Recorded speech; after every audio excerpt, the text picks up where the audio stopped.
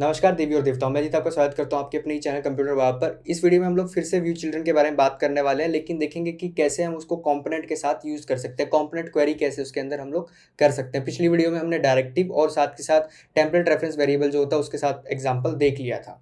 आज हम लोग करने क्या वाले हैं, आप देख पा रहे हैं यहाँ पे हमारे पास एक ट्री है और जब भी मैं किसी को सिलेक्ट करता हूँ, पेरेंट को सिलेक्ट करता हूँ, तो सारे जो भी फर्दर उसके चाइल्ड्स हैं वो सिलेक्ट हो जाते हैं, अनसिलेक्ट करता हूँ तो अनसिलेक्ट हो जाते हैं। अगर किसी चिल्ड्रन को सिलेक्ट करता हूँ तो उसका पेरेंट सिलेक्ट हो जाता है और उसका भी जो ग्रैंड पेरेंट है वो सिलेक्ट हो जाता है। और अगर वो अनसिलेक्ट करता हूँ मैं किसी को तो क्या होता है कि वो उसका जो पेरेंट है वो अनसिलेक्ट हो जाता है अगर उसके सारे अनसिलेक्टेड हैं। तो इसी चीज़ को हम लोग बनाने की कोशिश करेंगे व्यू चिल्ड्रन की मदद से, लेकिन कंपोनेंट के साथ। मैं चाहूँगा अपने वीएस कोड में यहाँ पे हम app.component.ts में जाके वो जो नोड्स हैं उनका डेटा स्ट्रक्चर जो है वो बना लेते हैं, मतलब वो एक एरे बना लेते हैं। मैंने यहाँ पे नोड नाम से क्या कि एक एरे ले लिया है, उसके अंदर नेम है, वेब और फिर उसके चिल्ड्रन, अगर जो भी चिल्ड्रन है। फिर फर्दर यही चीज़ जो है रिकर्सिवली चल रही है कि नेम जावास्क्रिप्ट, उसके अगर फर्दर कोई चिल्ड्रन है तो जैसे नेम एजेक्स के कोई फर्दर चिल्ड्रन नहीं है तो ये यहीं पे स्टॉप हो जा रही है।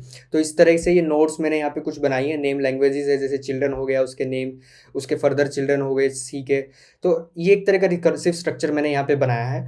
जैसे C++ इसका कोई चिल्ड्रन मैंने यहाँ पे नहीं दिया है, नेम जावा है उसका सिर्फ एक ही चिल्ड्रन यहाँ पे दिया है, लेकिन उसके फर्दर कोई चिल्ड्रन नहीं है नेस्टेड में। तो सिंपल सा एक डेटा स्ट्रक्चर यहाँ पे मैंने क्रिएट किया है।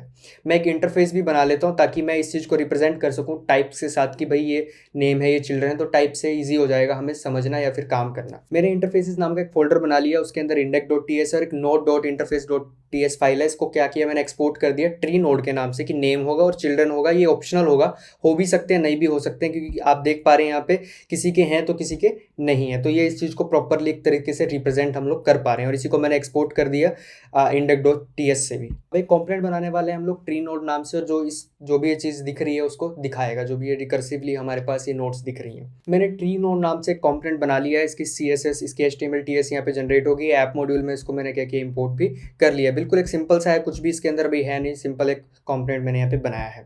इसी कंपोनेंट को मैं क्या करता हूँ, यहाँ पे जो ऐप कंपोनेंट है इसके अंदर यूज़ करने वाला हूँ। और क्योंकि हमारे पास नोड्स नाम से पहले ही वो चीज़ पड़ी है, तो मैं ng फॉर लूप लगा के क्या करने वाला हूँ, इसको जनरेट करूँगा। लेट नोड ऑफ, यहाँ पे मैं कहूँगा जो भी मेरे पास नोड्स हैं उनके लिए मैं यूज़ कर रहा हूँ, जो कि मैंने TS फाइल में बनाई हुई थी। अब मैं क्या करूँगा, एक बाइंडिंग भी करूँगा कि नोड इसको फर्दर मैं पास कर दूंगा, जो भी नोड है वो पास कर दूंगा। तो इसके लिए इनपुट मुझे क्या बनाना पड़ेगा, एक बनाना भी पड़ेगा इसके ऊपर, ट्री नोड के ऊपर। मैंने ट्री नोड कंपोनेंट में जाकर एक इनपुट बना लिया है, और ये ट्री नोड जो इसकी डेटा टाइप है मैं इंटरफेस में से बुला भी लेता हूँ। इस इनपुट को भी मैं क्या करता हूँ, एंगुलर कोर में से बुला लेता हूँ। यहाँ पे हमारे पास ये आ जाएगा। अब इसकी HTML में जाके मैं क्या करने वाला हूँ, मैंने एक सेक्शन लिया और उसके ऊपर क्लास लगा दी, ट्री नोड नाम की क्लास। ये क्लास अभी हम बना लेंगे। फिर इसके अंदर मैं क्या करने वाला हूँ, एक पैराग्राफ लेने वाला हूँ। मैंने एक पैराग्राफ ले लिया और उसमें नोड का जो भी नाम होगा वो मैं दिखा दूंगा। साथ ही साथ यहाँ पे मैंने एक चीज़ ली कि स्पैन में स्टार, कि ये स्टार वाली चीज़ दिखानी है अगर इसके कोई चिल्ड्रन है, मतलब अगर इसके अंदर एक्सपैंड होने वाली चीज़ है तभी मैं ये स्टार दिखाऊंगा, अदरवाइज वो उसका कोई चिल्ड्रन नहीं है तो उसका मैं स्टार नहीं दिखाऊंगा। तो ये मैंने सिंपल सा यहाँ पे काम किया। अगर इसके फर्दर चिल्ड्रन हैं तो मैं क्या करूँगा, दोबारा से ऐप ट्री नोड के ऊपर वही रिकर्सिवली लूप चलाऊंगा, नेट नोड ऑफ इसके चिल्ड्रन के लिए। इस बार मैं क्या करूँ, let node of node children, कि जो भी चिल्ड्रन है उनके लिए चलाना है, और वही फर्दर मैं पास कर दूंगा नीचे की तरफ उसके चिल्ड्रन।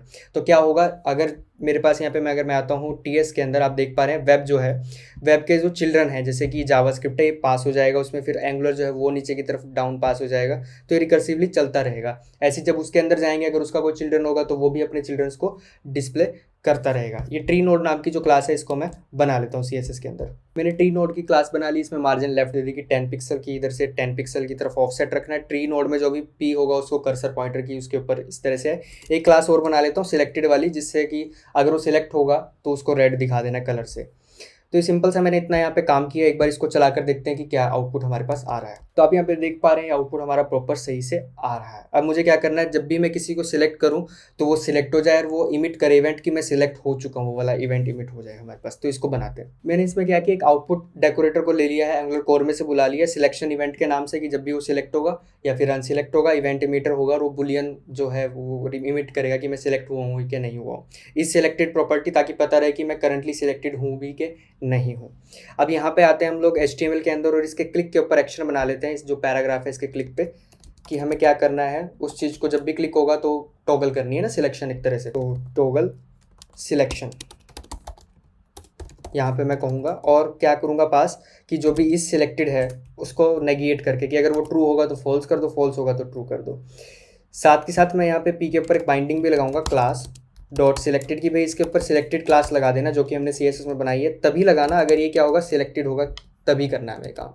ठीक है जी, ये टॉगल सिलेक्शन नाम का जो फंक्शन है इसको बना ले। मैंने टॉगल सिलेक्शन नाम से एक फंक्शन बना लिया, इसमें स्टेट पास कर दी कि या तो ट्रू या फॉल्स होगी। एक इमिट इवेंट के नाम से बनाया वेरिएबल, यानी इसको पैरामीटर दिया कि ट्रू, बाय डिफॉल्ट ट्रू रखा कि भाई इमिट करना भी है कि नहीं करना इवेंट। अभी तो हमें करना ही है इसलिए मैंने इसको ट्रू रखा हुआ है, पर आगे जाके इसका यूज समझेंगे हम कि जब इसको फॉल्स भी करेंगे। अभी के लिए इतना समझिए, जो भी स्टेट आ रही होगी वो दिस डॉट सिलेक्टेड को हम पास कर देंगे, वही स्टेट हो जाएगी। फिर इमिट इवेंट अगर है तो फिर इमिट कर देंगे इवेंट को, और साथ के साथ दिस डॉट इज सिलेक्टेड की भाई वो करंटली सिलेक्ट हुआ है कि नहीं हुआ है, वो वाला इमिशन हमारे पास हो जाएगा। और यहाँ पे अगर आप देखें तो टॉगल सिलेक्शन में इस सिलेक्टेड मतलब नेगेट करके डाल रहा हूँ मैं हर बार प्रॉपर्टी को। अब इसको एक बार चला कर देखते हैं। मैं यहाँ पे आता हूँ, जैसे ही मैं करता हूँ टाइपस्क्रिप्ट पे क्लिक तो ये सिलेक्ट हो गया, इसने इमिट भी कर दिया होगा, अनसिलेक्ट हो गया जब मैंने क्लिक किया। तो इसी तरीके से मेरा काम यहाँ पे कर रहा है, जिसको भी मैं सिलेक्ट कर रहा हूँ अनसिलेक्ट कर रहा हूँ, सारे के सारे वर्क मेरे प्रॉपर यहाँ पे कर रहे हैं।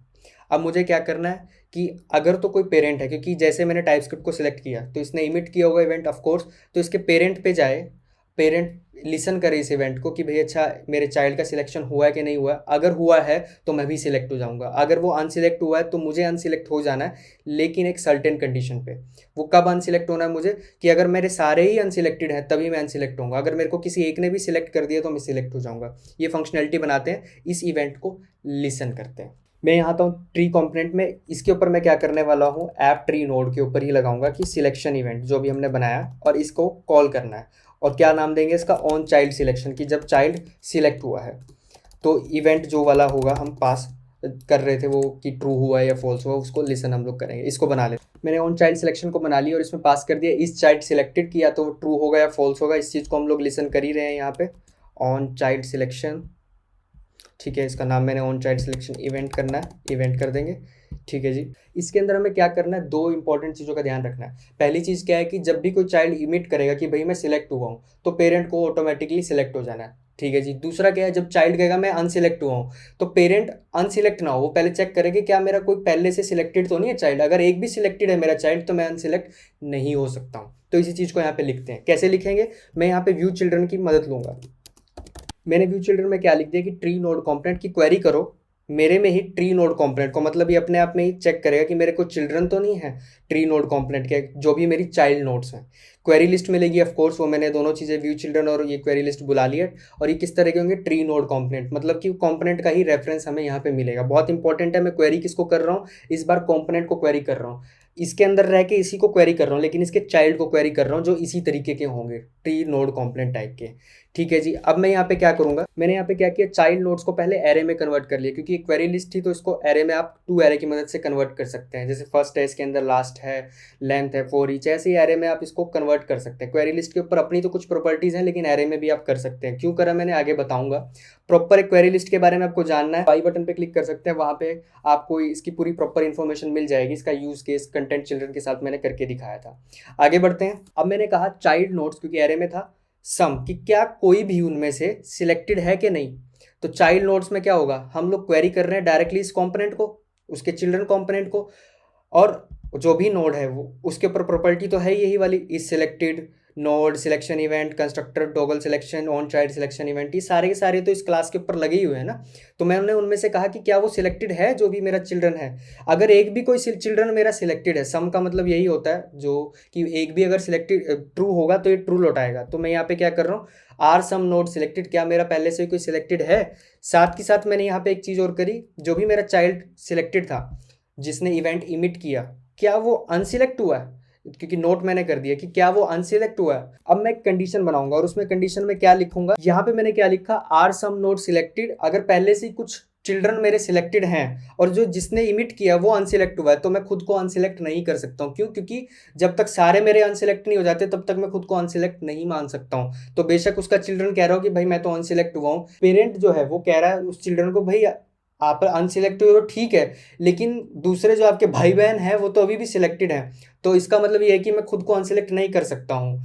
इसलिए मैंने यहाँ पे इसको क्या कर दिया, रिटर्न। अदरवाइज मैं क्या करूंगा, अपने आप को इस सिलेक्टेड को उसी कंडीशन में डाल दूंगा जो भी मेरा चाइल्ड सिलेक्टेड हुआ है। अगर वो सिलेक्ट हुआ होगा तो सिलेक्ट कर दूंगा, इनसिलेक्ट हुआ होगा तो अनसिलेक्ट कर दूंगा। तो अगर वो सिलेक्ट हुआ चाइल्ड तो मैं खुद को सिलेक्ट कर दूंगा। अगर वो अनसिलेक्ट हुआ और मेरा पहले से ही कोई भी जो है चिल्ड्रन सिलेक्टेड नहीं है, तो इसका मतलब ये है कि मैं खुद को अनसिलेक्ट कर लूंगा। सिलेक्शन इवेंट को इमिट कर दूंगा फर्दर ऊपर की तरफ कि भाई मैं क्या हुआ, अनसिलेक्ट हुआ हूँ या सिलेक्ट हुआ, ताकि वो ऊपर की तरफ बबल करता रहे इवेंट मेरा। थोड़ा सा टिपिकल है बट, लेकिन यहाँ पे आप देखें मैंने क्वेरी लिस्ट का मदद से टू एरे में कन्वर्ट किया, व्यू चिल्ड्रन से उसको गेट किया और अंदर की प्रॉपर्टीज को भी एक्सेस किया मैंने उस कंपोनेंट की, जैसे कि इस सिलेक्टेड वाली। एक बार इसको चलाकर देखते हैं। यहाँ पे जैसे मैं सिलेक्ट करता हूँ टाइपस्क्रिप्ट को तो इमिट हुआ इवेंट, तो एंगुलर भी सिलेक्ट हो गया और वेब भी सिलेक्ट होगा। कैसे हुआ सिलेक्ट, यहाँ पे आते हैं। ऑन चाइल्ड सिलेक्शन इवेंट आया होगा टाइपस्क्रिप्ट वाला, उसने बोला मैं तो सिलेक्ट हुआ हूँ। ठीक है जी, सिलेक्ट हुए हो तो ये वाली कंडीशन तो फॉल्स ही होगी। यहाँ पे नीचे की तरफ आ जाएगा इस सिलेक्टेड कि भाई मुझे खुद को सिलेक्ट कर लेना, और इमिट कर देगा पेरेंट को। तो इससे क्या हुआ, एंगुलर भी सिलेक्ट हो गया। एंगुलर ने भी इमिट कर दिया, इवेंट इमिट किया। अब वेब के पास आएगा, वेब को बोलेगा कि मैं तो सिलेक्ट हुआ हूँ। ठीक है जी, सिलेक्ट हुए हो तो आ जाओ, तो मैं भी खुद को सिलेक्ट कर लेता हूँ। तो इसलिए वेब ने भी खुद को सिलेक्ट कर लिया। अब इधर आता हूँ, मैंने RxJS को क्या किया, सिलेक्ट कर लिया। तो एंगुलर तो पहले से ही सिलेक्टेड था तो कोई फर्क पड़ा नहीं। अब जैसे मैं करता हूँ टाइपस्क्रिप्ट को अनसिलेक्ट, तो एंगुलर अनसिलेक्ट नहीं हुआ। ऐसा क्यों, यहाँ पे आते हैं, अनसिलेक्ट हुआ हूँ मैं। ठीक है जी, अनसिलेक्ट हुए हो, अरे मेरी तो पहले से ही जो चिल्ड्रन है वो एक सिलेक्टेड है। कौन सिलेक्टेड है, RxJS पहले से ही सिलेक्टेड है। मतलब कि मेरा जो चाइल्ड है वो पहले से एक सिलेक्टेड है RxJS वाला, और आप तो अनसिलेक्ट हुए, तो मुझे कुछ नहीं करना है। तो मैं अपने आप को सॉरी अनसिलेक्ट नहीं कर सकता हूँ। जैसे ही मैं RxJS को करूँगा एंगुलर अपने आप अनसिलेक्ट हो गया, वेब भी अनसिलेक्ट हो गया। कैसे, RxJS ने बोला मैं अनसिलेक्ट हुआ हूँ, उसने चेक करा कोई मेरा और पहले से सिलेक्टेड तो नहीं है, नहीं कोई सिलेक्टेड नहीं है। तो ठीक है जी, मैं खुद को भी अनसिलेक्ट कर देता हूँ, ऊपर की तरफ इमिट कर देता हूँ, वेब को उसने इमिट कर दिया। इतना यहाँ पे हमारा काम हो गया है। अब एक चीज़ और करनी है इसमें कि जैसे ही मैं वेब को सिलेक्ट करूँ तो इसके जितने भी चिल्ड्रन है, जैसे कि जावास्क्रिप्ट है वो भी सिलेक्ट हो जाए, उसके फर्दर चाइल्ड भी सिलेक्ट हो जाए, सारे चाइल्ड ऐसे सिलेक्ट होते रहे। कैसे करेंगे, बड़ा सिंपल सा है। मैं आता हूँ यहाँ टॉगल सिलेक्शन के अंदर, और यहाँ पर मैं क्या करने वाला हूँ कि जब भी मैं खुद को सिलेक्ट या अनसिलेक्ट करूँगा टॉगल सिलेक्शन में, तो यहाँ पे मैं चेक करूँगा जो भी मेरे चाइल्ड नोड्स हैं फॉर ईच, ये फॉर ईच हमें मिलता है क्वेरी लिस्ट के ऊपर से, एरे जैसा है क्योंकि मैंने आपको बताया था, लेकिन प्रॉपर एरे नहीं होता क्वेरी लिस्ट।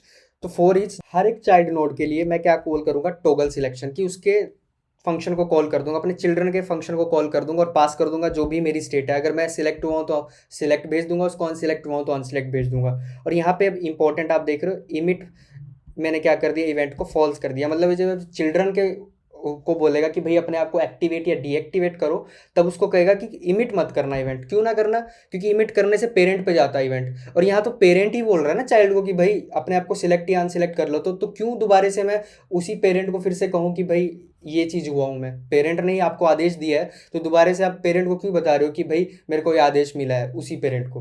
तो इसलिए मैंने यहाँ पे इसको फॉल्स कर दिया है। तो फॉल्स कर दिया तो अब क्या होगा, तो वो इमिट नहीं करेगा। तो जितने भी इसके चिल्ड्रन होंगे, अगर किसी के कोई चिल्ड्रन हैं, इसलिए मैंने यहाँ पे क्वेश्चन मार्क लगाया कि अगर चाइल्ड नोड हैं तभी फॉर ईच में जाके उनके टॉगल सिलेक्शन सबके क्या कर दो, सिलेक्ट या अनसिलेक्ट कर दो। अगर मैं खुद को हुआ हूँ तो चला कर दिखाता हूँ। मैं वेब पे आया, वेब को सिलेक्ट किया तो सारे सिलेक्ट हो गए। कैसे, वेब पे आया, वेब ने बोला कि भाई मैं क्या हुआ हूँ, सिलेक्ट हुआ हूँ। ठीक है जी, इमिट करना इवेंट, हाँ जी करना है, वेब से तो ऊपर कोई है नहीं तो कोई फर्क पड़ता नहीं। फिर ये चाइल्ड नोड पे गया, चाइल्ड नोड कौन कौन से हैं उसके, जावास्क्रिप्ट है और एंगुलर है। तो उसने जावास्क्रिप्ट को बोला कि अपनी टॉगल कर ले सिलेक्शन, क्या कर ले, खुद को सिलेक्ट कर ले, सिलेक्ट कर लिया। इमिट करना इवेंट, नहीं जी इमिट नहीं करना, मेरे को मत बता। ठीक है जी, फिर ये दूसरे नोड पे गया अपने, दूसरा कौन है इसका, एंगुलर। एंगुलर को इसने बोला कि भाई अपने आप को क्या कर ले, सिलेक्ट कर ले। उसने सिलेक्ट कर लिया पर बोल दिया कि मुझे मत बताइए। ठीक है जी, मैं आपको नहीं बताऊंगा। ये इतना हो गया यहाँ पे। तो इसके दो ही चिल्ड्रन थे, दोनों में हो गया। ऐसे ही फर्दर डाउन नीचे की तरफ हुआ होगा, जब वो जावास्क्रिप्ट पे आया होगा, जावास्क्रिप्ट में यानी कि इसके ऊपर आया होगा, तो जावास्क्रिप्ट ने बोला होगा अपने चिल्ड्रन को, जो कि क्या है, एजेक्स और डोम है, कि भाई अपने आप को सिलेक्ट कर लो। सिलेक्ट कर लिया लेकिन उन्होंने इमिट नहीं किया। RxJS ने भी सिलेक्ट कर लिया, टाइपस्क्रिप्ट ने भी कर लिया, लेकिन एंगुलर को नहीं बताया क्योंकि एंगुलर ने ही तो उन्हें आदेश दिया था। अब टाइपस्क्रिप्ट को अनसिलेक्ट करता हूँ, ठीक है जी, RxJS को करता हूँ, तब जाके अनसिलेक्ट हो गया। तो होप सो कि आपको ये चीज़ समझ आई होगी यहाँ पे कि किस तरीके से व्यू चिल्ड्रन का हमने इस्तेमाल किया और कितना पावरफुल था ये। यहाँ पे हमने अपने चिल्ड्रन के फंक्शंस को भी कॉल किया, जैसे कि इस केस में प्रॉपर्टीज़ को भी एक्सेस किया, क्वेरी लिस्ट का भी इस्तेमाल किया, सब चीज़ हमने ओवरऑल यहाँ पे कर लिया है। तो वीडियो को हम लोग यहीं पे समाप्त करते हैं। वीडियो को लाइक करते हुए जाएं, शेयर करते हुए, चैनल को सब्सक्राइब करते हुए जाएं। कमेंट में अपने विचार बताएं कि कैसा लग रहा है आपको, ये सीरीज़ कैसी चल रही है, और कुछ अगर आप इसमें चाहते हैं तो मुझे आप अपने इनपुट्स दें। डिस्कॉर्ड सर्वर मेरा ज्वाइन कर सकते हैं, ट्विटर पर आप मुझे फॉलो कर सकते हैं। मैं मिलता हूँ जल्दी आपसे नेक्स्ट वीडियो में। इस वीडियो का जो सोर्स कोड है आपको डिस्क्रिप्शन में मिल जाएगा। वीडियो देखने के लिए आपका बहुत बहुत धन्यवाद।